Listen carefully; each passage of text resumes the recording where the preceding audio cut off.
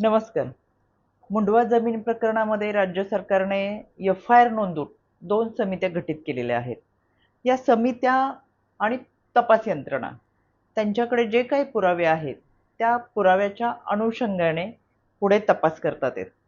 आणि हा तपास करत असताना यामध्ये चार्जशीट दाखल होणं, तो तपास अंतिम निष्कर्षाला जाणं, ह्या सगळ्या प्रक्रिया टप्प्याटप्प्यानं होत असतात. मला असं वाटतं याच्यामध्ये लपवण्यासारखं काही नाहीये. पहिल्या दिवशीच आदरणीय अजितदादांनी आपली भूमिका स्पष्टपणे मांडलेली आहे आणि ज्या समित्या आहे, जी तपास यंत्रणा आहे, त्याला संपूर्णपणे सहकार्य हे पवार कुटुंबियांकडून होत आहे.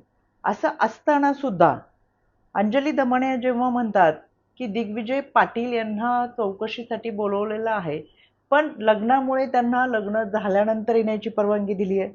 दुसरीकडे अंबादास दानवे म्हणतात, दिग्विजय पाटील यांच्यावरती कारवाई का नाही?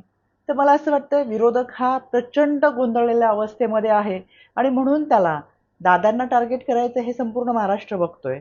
तो त्यांचा अजेंडा आहे. काही हातात असो नसो, कोणता पुरावा नसला तरी मीडियासमोर जायचं आणि दिवसभर टार्गेट करायचा हा एक कलमी कार्यक्रम विरोधकांचा आहे. पण मला त्यांना एक सूचना करायची आहे. अंजली दमन यांना काय सांगायचं ते त्यांनी अंबादास दानवेंशी बोलावं. अंबादास दानवेंना काय म्हणायचं त्यांनी एकत्र बसून चर्चा करावी. कारण की त्यांची विधानं फार वेगवेगळी आहेत. त्याच्यामुळं संभ्रम अवस्थेत, गोंधळलेल्या अवस्थेत असलेल्या विरोधकांचा नक्की अजेंडा काय हे महाराष्ट्राला समजतंय. त्याच्यामुळे एखाद्याला बदनामी करण्यासाठी किती मोठं पाकीट घेऊन आपण बदनामी करतोय हे सुद्धा महाराष्ट्र जाणतोय.